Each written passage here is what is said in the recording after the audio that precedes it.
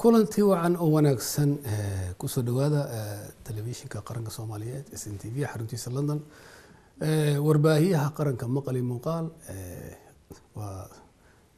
SNTV labadu waa isticmaali kartaa hadii aad doontaan barnaamijka way arag hadii aad doonaysaan inaad ka soo qayb qaadataan ama ka qayb qaadataan ama halka soo fadhiisataan waa yani ummadda wax u gudbisaan waxaad garanayso waxa aad taqaan aad leedahay xilligan kala guurka ayna ku jirno ummadda Soomaaliyeed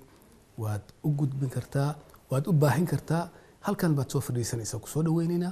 fadlan ka qayb qaado dhismaha qaranka ka qayb qaado nabadda ka qayb qaado dib u heshiisiinta ka qayb qaado dhismaha bulshada ka qayb qaado dib u soo celinta haykalkii dawladnimada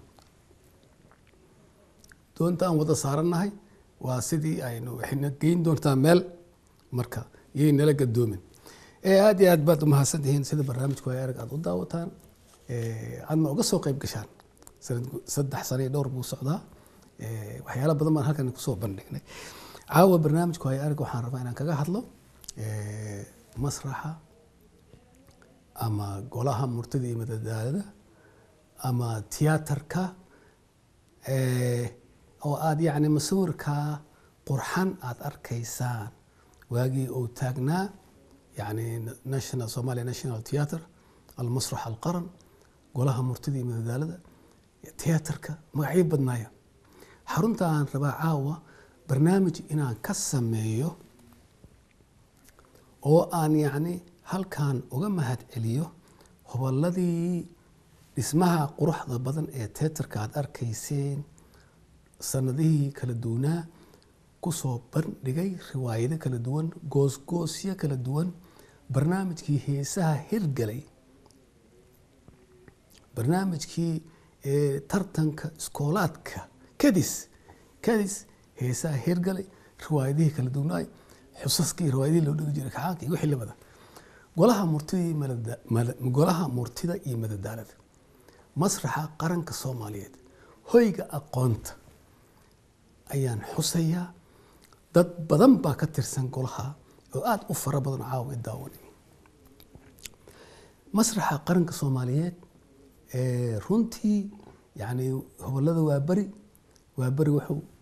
dadka ma fahmayaan in yar baa garanaysa waa bari wuxuu u kala baxay waa barigii hore iyo waa barigii dambe ayaa loo baxshay Cabdi Xaashi Cabdullaahi waa dhageysanay maarihii wakaalada murtida iyo madadaalada hadda gudoomiyaha gudiga saxaafadda xildhibaan Cabdi Xaashi Cabdullaahi waa ku salaamaya iyo dhamaan waa bari meel kasta ay joogaan waa barigii hore iyo waa barigii dambe waxaan kaloo halkan rabaa in aan yani ka salaamo yani Axmed kooxdii folklorka kooxdii hidaha iyo dhaqanka Axmed Cabdi Gaashaan oo maareeyaha u ah waadin wada salaamaya kulligii howlada waa bari wax la iloobi kara ma ahan wax dhaqankeena ka maqnaa karana ma ahan qoraalkee waa ku daraynaa waa la xusayaa waa la ururinayaa qaab kasto marka caawa barnaamijkan waxaan ugu talagalay inaan arrimaha kaga hadlo ummadda Soomaaliyeed aan u ifiyo xagga bal taariikhiyan masraxa goorkii ugu horeysay yani iyo sidoo uga kala dhashay waqooyi iyo koonfur inaan yani halkan uga sheekayo riwaayadihii jiray iyo dadkii mataqaanaa yani sidee wax u sameey jiray u jiri jireen iyo dhaqdhaqaaqii sidee uga qayb qaataan leegadii gobonadoonkii labada dhinac ex-British Protectorate iyo Office Administration of Judiciary Italiana dalla Soomaaliya qaybta southern part dhinaca koonfurta marka waxaan isku dayay inaan wax soo ururiyo oo ma aragtay bal teatarkii aan la iloobin ugu dambeyntiina aan halkan yani talooyin ka soo jeedi doono aan isleeyahay waxay wax ku ool u noqon doonaan mustaqbalka jilayaasha cusub yani in la helo golaha murtida iyo madadaalada tiyaatarka masraxa qaranka Soomaaliyeed runtii waa sawirkii aad arkaydeen laakiin hadda waxaan u maleeyaa inuu saaxiin baan u maleynaya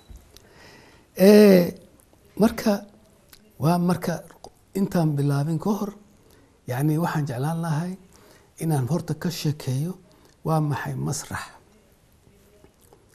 waa maxay gole waa maxay tiyaatar ilaa aniga intaasaan u naqaanaa marka siyaalo kala duwan baa loo kala fasiray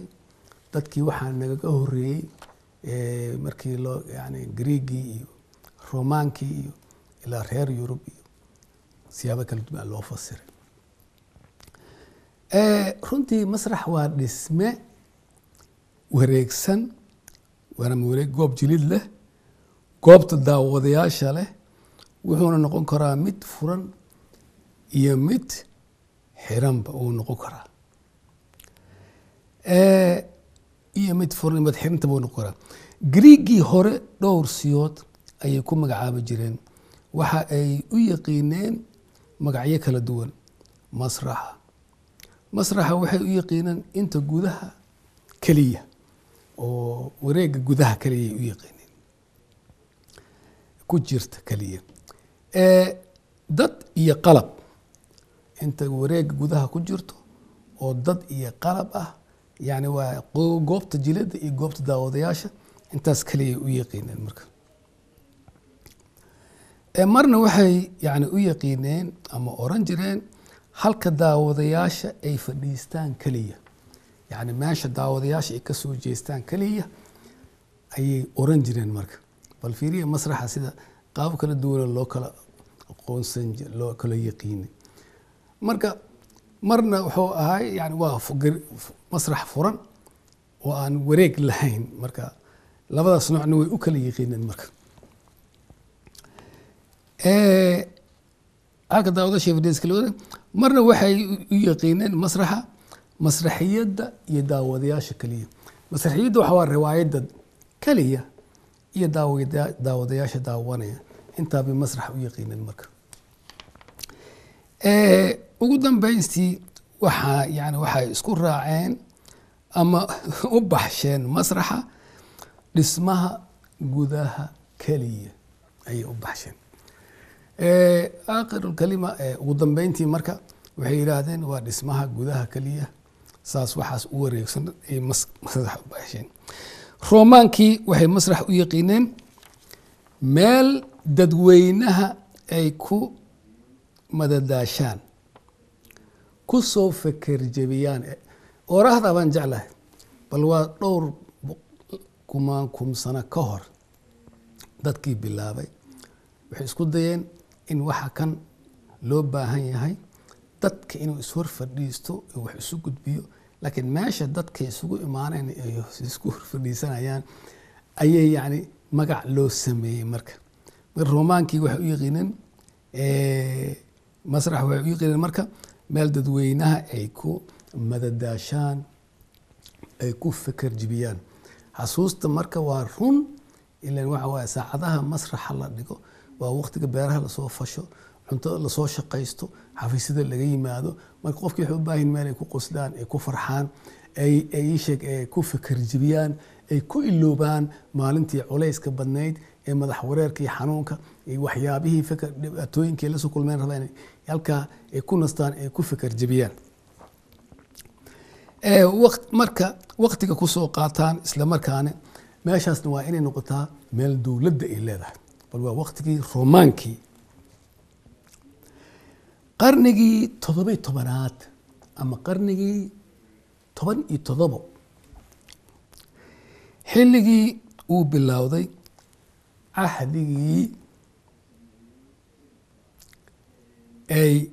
ahdigii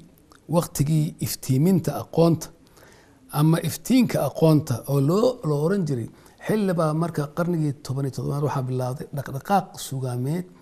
oo la yiraahdo iftiiminta waa renaissance ama il rinascimento rebirth ama renaissance marka waqtigaas iftiiminta oo ahaa dhaqdhaqaaq sugaameed faneed kana dhashay reer Yurub masraxa waxaa lagu magacaabi jiray meesha lagu maadsado ama laga soo faa'iideysto marka qarnigii waxaa laga joogaa dhowr boqol oo sanadood waa ahdi waa waqti ay yani dhaqdhaqaaqii sugaabeed ee la oran jiray yani iftiiminta ama renaissance ama rinascimento يعني تياتر waxa loo yaqaan meesha wax laga soo faa'iideysto wax laga soo kororsado wax laga barto marka waxa lagu saasa loo magacaabo jiray masraxiyada waxa lagu magacaabo jiray yani jilida ama matalida marka 1700 marka ahdiga iyo waqtiga dhaqdhaqaaqa suugaameed masraxiyadii marka aan soo sheegno inta waji ay yeelan karto markii la soo saaray goobta jilida waxa lagu magacaabi jiray yani jilida ama matalida kale waxaas la jila ama waxa la matalaya lagu magacaabi jiray taasoo noqon karto marka jilidaas waxay noqon kartaa riwaayad bay noqon kartaa sheeko taxana ah ay noqon kartaa ama ciyaareed ama ciyaareed way noqon kartaa qalmo rogad marka la isga gadinayay noqon kartaa oo masraxa gudihiisa lagu dhigo masraxa gudihiisa qalmo rogad sheeko la soo jilayo wax batalayso wax ku saabsan dhacdo ku saabsan inta bay noqon kartaa marka masraxiyada ama riwaayadaha waxay ku saabsanaayeen dhacdooyin sheeko waxaa jili jiray jilayaal kala duwan marka jilayaal kala duwan baa jiri jiray marka waqtiga oo hadda laga joogo boqolaalo sanadood saasa loo darsay masraxan maanta aan arkayno oo riwaayadaha lagu soo dhex jilayo oo goosgoosyada lagu sameynayo oo haddana fakaday deer marka masraxiyada waxay u kala baxdaa marka masraxiyada waxaa la yiraahdaa sheekada riwaayada la yiraahdaa aan u naqaanaa kalima riwaaya waa carabiga ka soo qaadan masraxiyada waa carabi waa laakiin waa dhacdadaas sheekada waxa la jilayo ayaa waxa la yiraahdaa riwaayada ama masraxiyada waxay u kala baxdaa marka murugo iyo maad bay u kala baxdaa murugo iyo maad marka waa tragedy and comedy ama la tragedia ila comedy waa maxay marka murugada iyo maadka murugo iyo maad markaad maqlaysaan waa xagga macnaha tiyaatarka marka loo celiyo erbixinta murugada marka waa halaag iyo burbur iyo calolyow iyo dilmo iyo meel isaga dhac iyo isxaqirin iyo ishoosaasin iyo isbaabi'in iyo eber iska dhig waa murugo weeyaan waa tragedy marka maadna waa dhanka kale weeyaan marka maadana waxaa weeyaan ama waaye yani qosol iyo farxaan iyo furfuran iyo ka helid iyo soo dhaweyn iyo la sheekayso iyo fikir jabin iyo waxaa waaye ku nasasho weeyaan marka murugo waa erey Greek ah markaan leeyahay murugo waa af Soomaali waa laakiin murugada waxa ka wada tragedy marka tragedy waa erey Greek af Soomaali waa murugo weeyaan murugada marka waa erey Greek ah ma aha Soomaali waa erey waa qudayda laakiin waa tragedy marka waa Greek weeyaan marka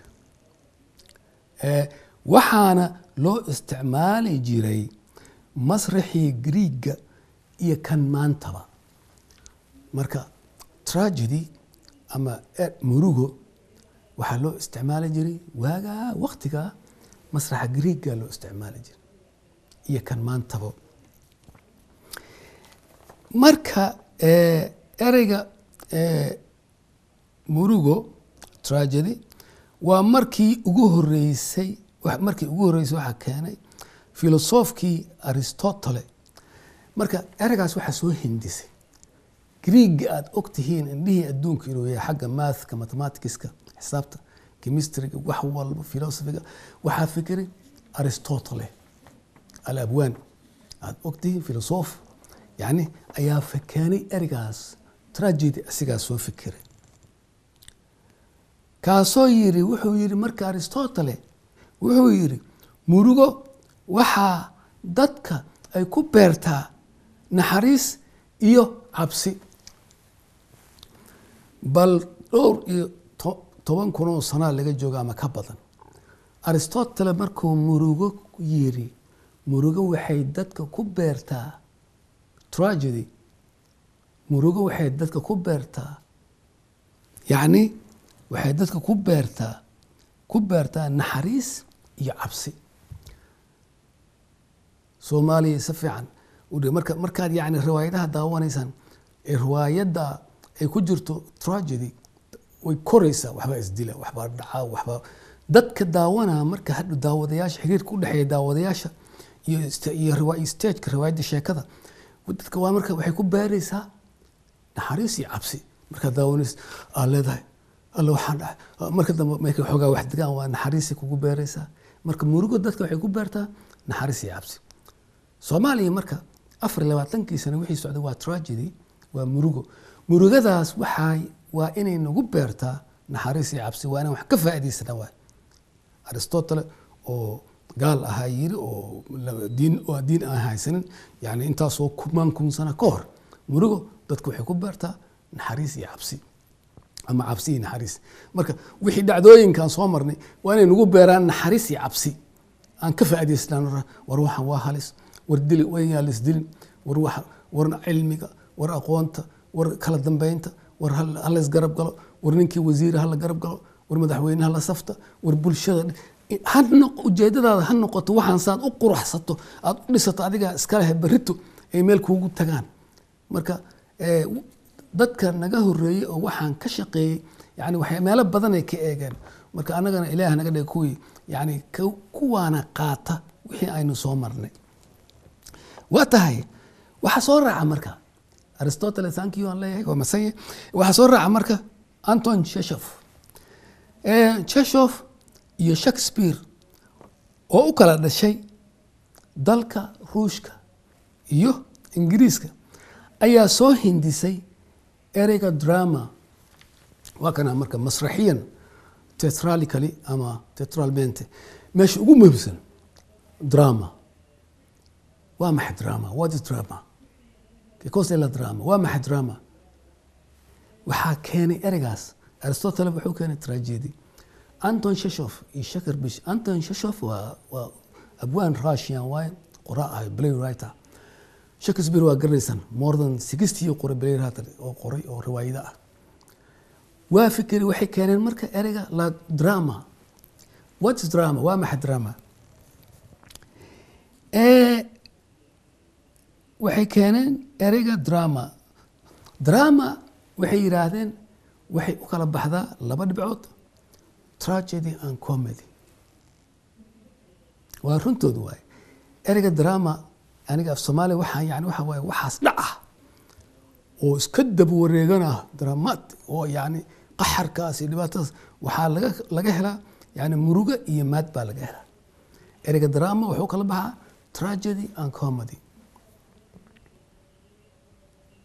caruurta scholarshipka aadi doonto ee soo baran doonto masraxiyadda acting jilida ama filming ama aflaamta ayaa waxaas soo baran doono oo hadhowdi mustaqbalka jili doono sheekooyinka soo socda annaga markaan dhimano oo aflaanta jili doono teatrada jili doono atooryal cusub u baahnaa Anton Chekhov iyo Shakespeare waxay yiraahdeen drama waxay ka kooban tahay tragedy and comedy drama waxay ka kooban tahay murugo iyo maad af Soomaali marka intaas waa horodhac oo teatarkii Greegi iyo Roomaankii iyo wixii ereyga maarta tragedy comedy drama sida oo masraxiyadii iyo teatarka qaabka u sameysnaa waxyaabihiisu kala ah marka masraxa Soomaaliyeed aan soo galaa marka masraxa Soomaaliyeed runtii teatarka Soomaaliyeed marka la fiiriyo taariikhiyan wuxuu ka soo jeedaa runtii markaad fiiriso yani ciyaaraha hidaha dhaqanka ayaa uu ka soo jeedaa markaad fiirisid yani xagga jiib iyo jaanto kala wax la isku qaraaca heesaha codeynta stage marka ciyaaraha hidaha dhaqanka la ciyaara oo saan loo istaagan yahay iyo daawadayaashu istaagan director mida dhex orda oo ah muqrijka marka ciyaarihii marka heesa imaana heesihii marka hees maartay waqooyi iyo bari markaad fiirisid waqooyi iyo koonfur iyo marka ay yani siyaalo kala duwan heesaha ay soo kala baxeen hadda hello iyo maxaa la yidhaha dhaantadaas jiifta iyo waxyaalaha keenan sababta yani aasaaska theaterka meesha ka yimid marka dhismo ahaan goormaa u horreysay marka goormaan bilowna ala kullah dhismo ahaan yani talyaanigii koonfurta runtii markii uu qabsaday dhinacan southern part markuu qabsaday wuxuu yani dhisay meelo teatara ah uu sameeyey waxaa kamid ahaa yani xamar wuxuu sameeyay teatra missione cinema missione xamar meesha ku taala hadda yani teatra ahayd waxaa kaloo jira teatra duna oo la injir fiyooraha korkiisa taa meesha waa bari uu degan yahay akademiyada fanka cilmiga suugaanta malayna in ku ooli jirtay waxaa jira teatra economato wakaaladii filimada ama cinema centrale agteeda teatra economato saddexdaas teatro isticmaalkii talyaaniga waagii sameeyay marka aniga xagga dhinaca oo Exbridge Protectorate ama xagga Somaliland kulli ingiriiskana asig waxba uu sameeyay waa ogahay waa soo wadnaa laakiin kaasoo ka sameeyay marka markii xornimadii la qaatayna dhinacan 60kan dowladda China Mao Tse-tung premier ra'iisul wasaarihii ayaa ballan qaaday Soomaaliya theater in loo dhiso yani sidii 60kii 7 sano ka bacdina waxaa la taagay 1967 يعني إنجنير شينيس أيا دسي تاد مسرحة قرنك سومالي مصور كهذا أركيسان وماشى أو صارن وحنون دسي مسرحة قرنك سومالي شينيس بانون دسي كونيس قال بقول لحظة التضبطي رنتي مركا مسرح الصوماليات أما تياتر كصوماليات أما ماشي واحد لوجله جورج هويج واحد لوجله ومسرح دائر runtii markaad fiirisid masrax wixii ka horeeyay heesay yar iyo ciyaaraha dhaqanka waxyaalahaas baa jiray welina ku jiro marxalado kala duwan oo bilow ah ayaa ku jira inkastoo 20 sano yani uu kala go'ay dhulka la galay sorry masraxa Soomaaliyeed waa ka xumaay 20kii sanadood ee u dambeysay burbur iyo kala go' baa ku dhacay مسرح الصوماليات waxa uu soo bilowday afartameeyadii wuxuu la kowsaday dhaqdhaqaaqyadii gobonnimadoonka ee waqooyi iyo koonfur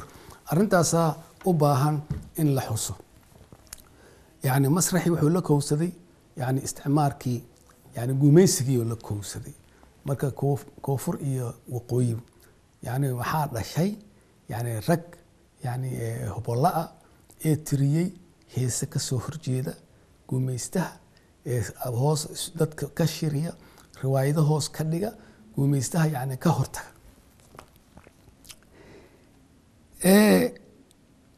ما جيرين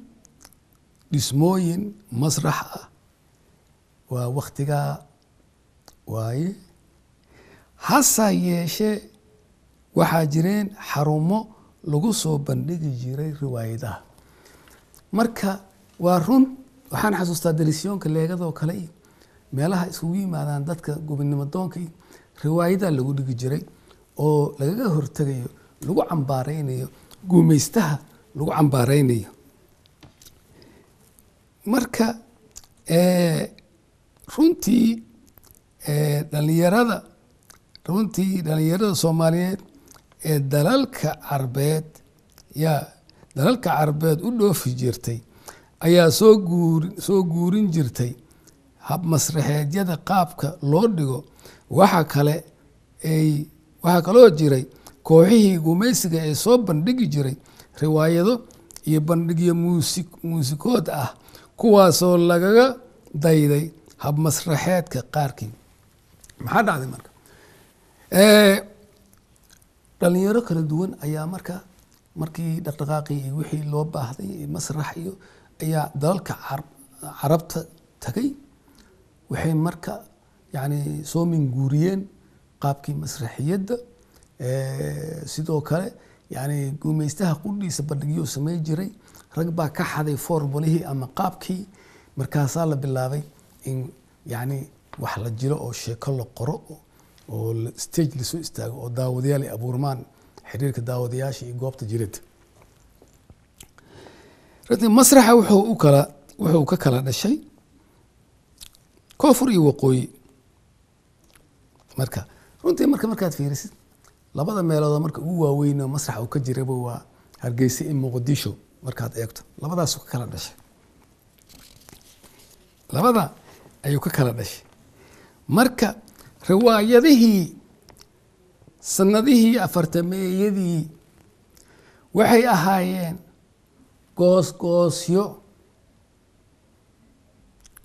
qosol iyo maad waxaana soo bandhigi jiray kooxo ama soo bandhigi jireen kooxo daahsan oo dhalinyaro ayaa guryaha iyo golayaal yaryar ku soo bandhigi jiray barnaamijyadaasi faneed intaas qaybtaas yarta oo half paragraph ka ah ayaa ugu muhiimsan muujinaya dhalinyaradii raggii waaga afartameeyadii inay yacni soo bandhigaan riwaayado kala duwan markay wax soo bowsadeen wax soo barteen inay riwaayado ku dhigaan xarumo meelo kala duwan goosgoosyay dhigi jireen marka waxay dhigi jireen goosgoosyo ay ku soo bandhigi jireen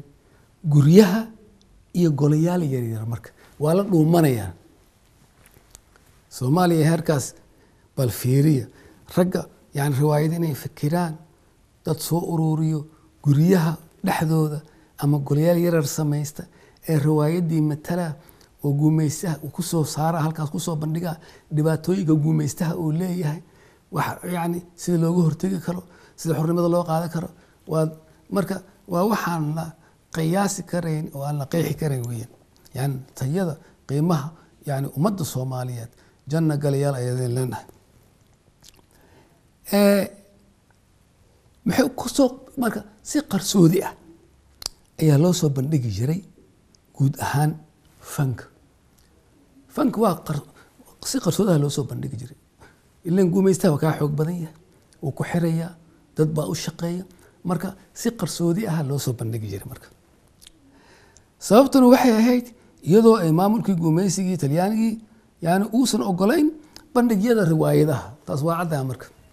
marba haddii wax lala dhuumanayo Talyaaniga baa raalli ka ahayn dadka in la gubaabiyo oo ay xurubaan ay calan surtaan ay dowlad noqdaan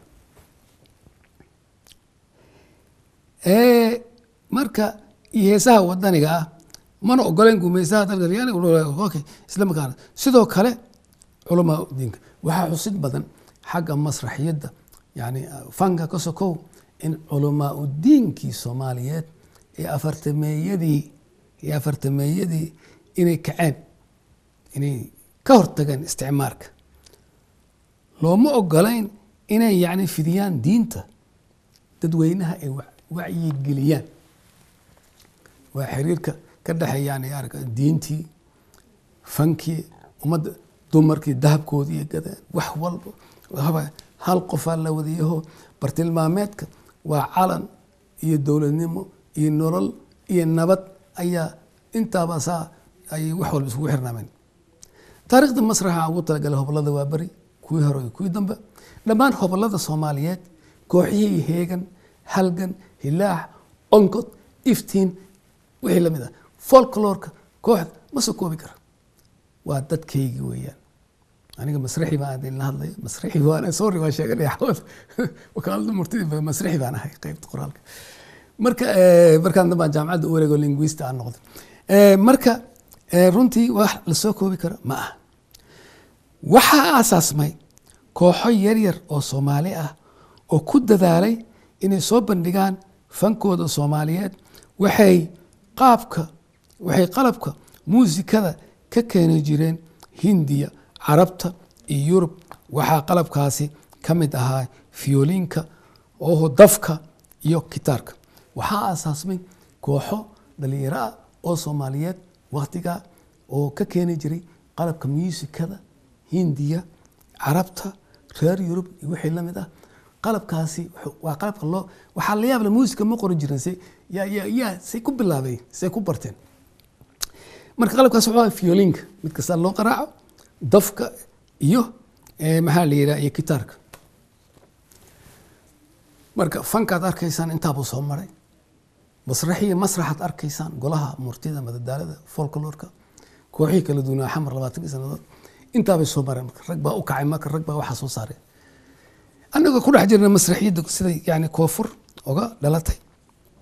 هي مركا وحاجة كوحها بنادرجة يهرم مرنت مسرح وحنا هلك كان معنا كوحها بنادرجة كان لا يهي يعني وح يعني وحسين أو قياس قرن ما يسان وشيء درين كي يبقى كعي يعني روايته دي مركان سوا حسوسته مركان سوا حسوسته قابك يحوج لاين بلي باق هيزه مارت ستيج مركي سارين مركان يعني رقي قبله أتريشويكي التورياشي مركان سوا حسوسته يعني واسك المينا مركان أبوان ندى جلياشة هيساقة بنادرقة وحي آساسين مسرح كفرت سيدا كحصن تاريخ دا كوحها بنادرقة وحي صوب بندق جيرين رواية وداني يجعيله الله أكبر حق جلده يفرسما دا قودهان وحي كسو قورين جيرين دلالك عربت روايدها بنادرقة وريج وغني يعني wax walbo waxay ku dadaali jireen inay yani aqoon kale soo qaataan ay ku dabaqaantooda ay ku dadaali jireen marka runtii iyo hindiga xataa waxay ka soo qaadan jireen hindiga qudhooda waxbay ka soo qaadan jireen marka kuwaasoo xiriir ganacsiyeed sida hindiga iyo diimeedba sida carabta yani xiriir baa jiray marka oo ah ganacsi hindiya عربتنا يعني حق الدين تي سومالد أنا قبل عرب أنا كلين سومالي عرب كل عربي وياه مركا يعني يعني وحلق ما قرنا يسان أقيحه نرتي عن وشة ما قرنا مركا برنامج كأي هايو روايدها بنادرك هرمر أي كجارين حق جريدة يهرمر كا وحكوا مركا أن رفعنا كم إذا روايدي وويني وبنادرك هاي قيفت كوقوي برنامج دما كسو قادة دونا وحكمنا دقنا يعني دقان داديسا وين أفرنا قالوا أمر كويس وبدين مركز مسرح كوفرات رنتي روايديسا وحي يعني وبدين يعني عاشق صوتنا وحي إن مجتمع صومالي دباتوين أو كهايستي حق جور كدليرة أو سيدي دعي جرتي إن جور إلا سوق يويلي قبر أن is caashaqin ama is doonin ama is aqoon sida awgeed ay abwaaniinta banaadirga ah u soo bandhigi jireen riwaayadaha arrimahaasi bulshadeed xal u noqon kara marka waa wax weyn weeyaan waxaan soo qaadanay marka koonfurta Soomaaliya waxa yani sanadihii 1950 iyo 1965 ka dhashay kooxo kala duwan arag waxaana kooxahaasi waxay kala ahaayeen kuwan soo socdo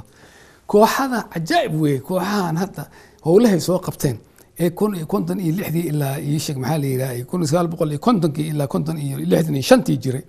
kooxaas waxay kala ahayn waxa hay sheegin combine artistica Somala BK artist combine artistico Marco Di Leone bal kulli magacyada talyaani wataan laakiin jiliyaasha kulli banaadir yahaynko yani waa ku soo celinaya hay sheegin combine artistica Somala BK artistic combine artistico Marco Di Leone kooxaas baa ka jiray dalka 50 ilaa 65 oo riwaayada dhigi jiray oo yani riwaayad bulshada taabanaya jaceylka muruga iyo maadle wax walba ka kooban waxa hadda aan halkan ku xusay abwaaninta yani rag abwaanin badan baa jira markii ii sheeg oo ka tirsan banaadiriga runtii loo baahan yahay qaybta dambe insha Allah ilaahay dikiisa inaan ku soo qaato magacyadooda runtii laakiin waa ka gaarsiinaa waxa ugu weyn abwaan Aweys Geedow Ali Usman Drog Qaasim Hilowle Macaw Awdiinle abwaanintaasi waxa raaca kuwa kale iyagana fanka banaadiriga ay kan guud horay qaalin weyn ka qaato waxaana kamid ah Axmed Naaji Sacad Faadimo Qaasim Hilowle Dalays Sharif Jaag aabaha rock and rollka Soomaali Axmed Shariif, Suufi Cali, Dr. Raji iyo in kale oo badan oo aan yani haddaan ka tagaan leeyahay raalli ahaada marka waxaa meesha ka muuqata yani in fanka banaadiriga qani u ahaa rij u ahaa yani soo ma koobi kara dad badan baan ka tagay saacadii baa iga dhamaatay barnaamijka soo socda insha Allah waxaan soo qaadan doonaa iyadana waqooyiga sidoo uga bilaabmay yani teatarka iyo sidoo ku dhashay marka waxaan leenahay yani intaas ayaan ku soo koobaya runtii farsamada waxa iska lahaa Amir Yara iyo Yusuf Garabay tani intaan kulmi doona barnaamijkan oo kala ama kama fiican waxaad leeyahay sida iyo nabadgeliyo